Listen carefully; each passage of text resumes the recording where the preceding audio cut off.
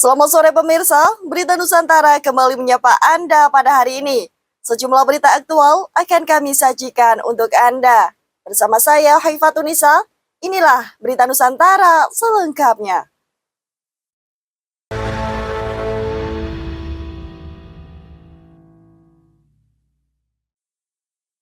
Informasi yang pertama pemirsa, Kepala Badan Gizi Nasional mengungkap sejumlah alasan penyebab siswa mengalami keracunan setelah menyantap makan bergizi gratis. Hal tersebut disampaikan oleh Dadan dalam keterangan pers di Kementerian Pekerjaan Umum di Jakarta Selasa 5 Agustus lalu. Dadan menyatakan terdapat dua penyebab dari maraknya insiden ini.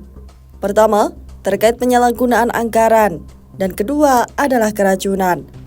Selain itu, Dadan mengatakan bahwa penyebab keracunan MBG tidak selalu dari MBG itu sendiri, melainkan dari kondisi lainnya seperti kesehatan siswa atau proses pengolahan bahan makanan hingga menjadi MBG yang siap disantap. Dadan mengungkap dari hasil evaluasi yang telah dilakukan pihaknya, terdapat sejumlah celah dalam proses pemilihan bahan hingga waktu pengolahan makanan.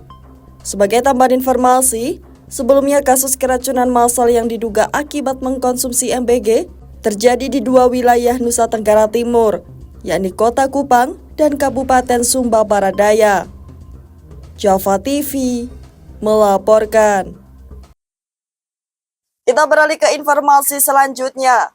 Menindaklanjuti fatwa haram Majelis Ulama Indonesia Jawa Tengah terkait dengan peternakan babi, Bupati Jepara klaim peternakan babi raup untung hingga triliunan. Hal tersebut diungkap oleh Witiarso dalam keterangannya pada Rabu 6 Agustus lalu. Witiarso mengatakan bahwa perusahaan peternakan babi telah melakukan survei serta kajian mandiri terhadap peluang dari peternakan babi. Witiarso mengatakan bahwa perusahaan cocok dengan iklim investasi di Kabupaten Jepara. Witiarso lalu menyebut ketertarikan perusahaan di peternakan babi untuk investasi di Jepara dikarenakan adanya potensi letak geografis serat ketersediaan pangan. Adapun terkait dengan rencana investasi yang akan dilakukan oleh Witiarso harus ditunda akibat adanya penolakan dari berdirinya peternakan babi. Sementara itu, melalui MUI Jawa Tengah, peternakan babi tersebut dijatuhi fatwa haram baik untuk peternakan tradisional maupun modern. Java TV melaporkan. Kita ke informasi selanjutnya. Kementerian Sosial terus mematangkan SDM di sekolah rakyat terbaru. Kemensos melatih sebanyak 100 operator yang akan bertugas di sekolah rakyat. Pelatihan tersebut berlangsung di Hotel Kristal, Jakarta pada Rabu 6 Agustus lalu. Sekretaris Jenderal Kementerian Sosial Robin Rico dalam keterangannya mengatakan kegiatan pelatihan tersebut akan dilakukan selama 5 hari ke depan. Adapun selama 5 hari tersebut, para operator akan menjalani pelatihan berupa pengelolaan Dapodik dan LCMS dalam pendataan peserta didik, sarana prasarana, dan aspek pendukung lainnya. Nantinya, materi pelatihan ini akan mencakup topik-topik strategis, antara lain digitalisasi sekolah rakyat, kebijakan verifikasi data, pengolahan dan penginputan aplikasi Dapodik, dan verifikasi dan validasi SDM sekolah rakyat. Robin berpesan agar seluruh pihak tetap menjaga semangat serta integritas dalam menjalankan amanah besar ini. Ia juga meminta doa agar semua tim yang terlibat dalam sekolah rakyat bisa terus mengawal program ini. Java TV melaporkan. Kabar selanjutnya pemirsa, melalui Menteri Agraria dan Tata Ruang, pemerintah Indonesia menegaskan komitmennya untuk mempercepat sertifikasi tanah wakaf di Indonesia. Pernyataan tersebut disampaikan oleh Nusron kala menjadi pembicara dalam Rapat Kerja Nasional Badan Wakaf Indonesia atau BWI di Jakarta, Rabu 6 Agustus lalu. Dalam keterangannya, Nusron menegaskan sertifikasi tanah wakaf penting untuk dilakukan karena agar memberikan kepastian hukum, serta mencegah persoalan di kemudian hari. Adapun berdasarkan data hingga 2025, jumlah tanah wakaf bersertifikat mencapai 172.000 bidang. Angka ini meningkat sekitar 170% dibandingkan periode sebelum 2017. Selanjutnya, Nusron juga menegaskan bahwa percepatan sertifikasi ini menjadi prioritas agar seluruh aset wakaf tercatat resmi, serta memiliki perlindungan hukum atas tanahnya. Nusron mengajak para pengurus badan wakaf, organisasi kemasyarakatan Islam, serta pihak terkait lainnya agar bekerja sama dalam mewujudkan target tersebut. Java TV melaporkan. Selanjutnya, klub sepak bola asal Kota Tahu, Persik Kediri, akan menjalani laga perdana melawan klub tangguh dari Pulau Dewata, Bali United. Di bawah tekanan supporter tuan rumah yang fanatik, Persik datang dengan target tak main-main. Tim Macan Putih memasang target curi poin di laga tandang pembuka. Laga melawan Bali United juga menjadi momen spesial karena menandai debut resmi pelatih baru Persik, Ong Kim Sui. Pelatih asal Malaysia ini sudah memimpin tim selama 7 minggu terakhir dalam masa persiapan jelang liga bergulir. Dengan modal latihan intens dan sejumlah uji coba, Ong Kim Sui optimis Persik siap memberikan perlawanan sengit di kandang lawan. Namun, lawan yang dihadapi bukan tim sembarangan. Bali United adalah langganan papan atas Liga 1 dengan komposisi pemain asing berkualitas dan tajam sepanjang pramusim.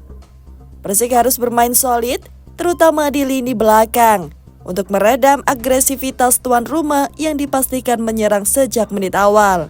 Ya, setelah hampir minggu ke-7 pre-season, pemain bertambah baik, progres dengan begitu positif, dan kita harus faham di sini, walaupun positif pada minggu-minggu yang terakhir ini, tetapi ketika musim bermula pasti banyak yang perlu kita perbaiki, dan tempo yang kita ada amat baik selama 7 minggu dan semua pemain berada dalam situasi yang cukup sihat. Semua pemain penting. Kita tahu yang mereka mempunyai beberapa pemain asing yang cukup baik, dan pada masa yang sama saya tidak boleh tumpukan pada seorang pemain. Kita harus tumpukan pada keseluruhan. Laga ini juga akan menjadi momen emosional bagi Nofri Setiawan. Bek kanan Persik itu pernah membela Bali United selama 3 musim, dan kini harus kembali ke stadion yang pernah jadi markasnya untuk membela tim lawan. Secara rekor, kedua tim tergolong seimbang. Dari 5 pertemuan terakhir, keduanya sama-sama mengantongi 2 kemenangan dan sekali bermain imbang. Menariknya, musim lalu Persik pernah mencuri kemenangan di Gianyar dengan skor meyakinkan 3-1. Tak hanya berebut poin penting di awal musim, laga ini juga jadi ajang untuk gengsi 2 tim dari 2 pulau berbeda. Dukungan supporter tuan rumah, suasana stadion yang bergelora, dan tekanan pertandingan di pekan pembuka akan jadi ujian mental bagi skuad Persik. Ahmad Ion, Java TV, melaporkan. Berikutnya, Majelis Permusyawaratan Rakyat direncanakan akan menggelar sidang tahunan pada 15 Agustus mendatang. Hal tersebut dibenarkan oleh keterangan dari Wakil Ketua MPR, Edi Suparno, pada Kamis 7 Agustus lalu. Edi mengatakan bahwa agenda sidang tak berubah dari periode sebelumnya. Adapun agenda sidang akan diisi oleh pidato Ketua MPR Ahmad Muzani, serta Presiden Prabowo terkait dengan RAPBN serta nota keuangan. Edi menambahkan bahwa dalam pelaksanaan sidang ini, semua presiden dan wakil presiden di era sebelumnya juga akan diundang. Sementara itu, dari keterangan Ketua MPR Ahmad Muzani mengatakan, pelaksanaan sidang ini dimajukan dari sebelumnya dilaksanakan pada tanggal 16 Agustus menjadi tanggal 15 Agustus, karena tanggal 16 jatuh di hari Sabtu. Di akhir, Muzani mengatakan bahwa pihaknya telah menerima naskah dari Badan Pengkajian MPR terkait dengan pokok-pokok haluan negara. Java TV melaporkan. Berikutnya, sebuah video yang memperlihatkan seorang tukang sayur dipukul oleh pria yang mengaku anggota TNI imbas bendera One Piece viral di media sosial. Adapun dalam video yang berdurasi lebih dari 2 menit, memperlihatkan seorang pria yang mengenakan helm dan rompi berwarna oranye serta mengaku sebagai TNI menghentikan laju mobil korban. Dalam video juga terlihat bahwa pria tersebut memegang bendera dari bajak laut fiksi yang ada di serial One Piece. Dalam video juga terlihat sejumlah masyarakat yang berkerumun di sekitar lokasi kejadian. Sementara itu, pihak keluarga korban Dandi Torik mengatakan, saat kejadian tersebut, PA bersama istri dan anaknya hendak menuju terminal Kabupaten Bantaeng. Namun PA dan keluarganya dihadang oleh orang yang mengaku anggota TNI imbas pemasangan bendera One Piece di mobilnya. Dandi mengatakan bahwa korban bersama istri dan anaknya mengalami trauma. Kapolres Bantaeng AKBP Nur Prasetyantoro Wirautomo mengaku bahwa masih menyelidiki video viral tersebut. Java TV melaporkan. Kabar berikutnya, Komisi Pemberantasan Korupsi dikabarkan akan menaikkan tahapan dalam pengusutan kasus dugaan korupsi kuota haji. Hal tersebut dibenarkan oleh pelaksana tugas Deputi Penindakan dan Eksekusi KPK, Asep Guntur Rahayu di kantornya, Jakarta, Kamis malam. Guntur mengatakan bahwa selepas pemeriksaan Menak Yakut, Guntur mengatakan bahwa saat ini proses penyelidikan hampir mendekati penyelesaian. Guntur menegaskan bahwa penegakan tahapan tersebut akan dilakukan pada Agustus bulan ini. Sebagai tambahan informasi, sebelumnya Yakut menjalani proses pemeriksaan KPK pada hari Kamis pukul 09.30 waktu Indonesia Barat hingga 14.15 waktu Indonesia Barat. Sementara itu, dalam pemeriksaan ini, Yakut mengaku bersyukur setelah mendapatkan kesempatan dalam menjelaskan dan mengklarifikasi terkait dengan persoalan kuota haji tambahan ke penyidik KPK. Java TV melaporkan. Kita beralih ke informasi selanjutnya. Pemerintah membeberkan sejumlah pembangunan terkait dengan perkembangan konservasi gajah di Aceh.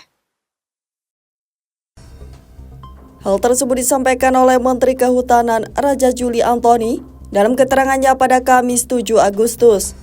Juli mengatakan bahwa saat ini pihaknya tengah melakukan habitat improvement serta menghitung ulang jumlah gajah hingga pemberdayaan masyarakat.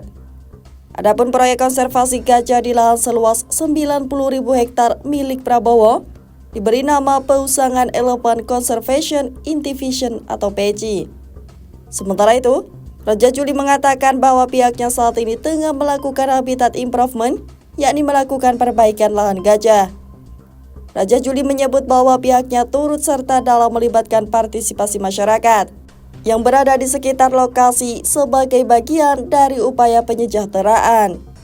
Raja Juli mengatakan bahwa ide Prabowo dalam menjaga gajah Sumatera ini sangat penting, karena gajah disebut Raja Juli sebagai spesies yang terancam kritis. Sebelumnya Prabowo sempat menceritakan pengalamannya saat menyerahkan 90.000 hektar lahan hutan Aceh untuk kawasan perlindungan gajah dalam acara penutupan Kongres PSI 2025 Minggu 20 Juli lalu. Java TV melaporkan. Informasi terakhir pemirsa, musim kemarau, salah satu destinasi wisata di Kota Kediri, Sumber Jiput malah menjadi tujuan favorit warga untuk menyegarkan diri. Bukan hanya airnya yang segar, namun suasananya juga membuat pengunjung betah. Yang paling menarik perhatian adalah wahana bebek goes yang ramai dikunjungi wisatawan. Dengan hanya Rp10.000, pengunjung bisa mengayuh bebek sepuasnya sambil menikmati pemandangan kolam alami. Ketika ramai, setiap pengunjung diberikan waktu 15-20 menit agar semua bisa mencoba keseruan ini. Sebagai tambahan informasi, wahana ini dibuka pukul 07.00 waktu Indonesia Barat hingga 17.00 waktu Indonesia Barat, sehingga memberi kesempatan pengunjung untuk menikmati sehari penuh keasikan di atas air. Tak hanya itu, yang juga menarik adalah banyaknya ikan besar dan jinak yang berenang bebas di kolam. Dengan Rp1.000 saja, pengunjung bisa membeli pakan pelet yang sudah disediakan. Saat makanan ditebar, puluhan ikan langsung mengerubungi dan berebut makan, menjadikannya momen seru yang sayang dilewatkan, terutama untuk anak-anak. Aktivitas memberi makan ikan ini tak hanya menyenangkan, tapi juga membuat rileks. Banyak pengunjung duduk santai di pinggir kolam sambil menikmati pemandangan ikan berenang dengan tenang di air yang jernih. Bebek goes dan ikan-ikan lucu di Sumber Jiput membuktikan bahwa wisata sederhana bisa memberi kebahagiaan luar biasa. Murah meriah, alami, dan penuh tawa. Jadi, jika mencari tempat refreshing yang adem, asri, dan cocok untuk semua usia, Sumber Jiput wajib masuk daftar kunjungan. Goes bebeknya, beri makan ikannya, dan nikmati segarnya alam di tengah kota. Ahmad Ion, Java TV, melaporkan.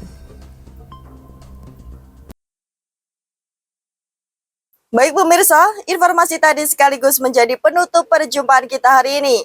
Saya Haifatunisa dan segenap tim redaksi yang bertugas pamit undur diri. Selamat sore, salam berita Nusantara.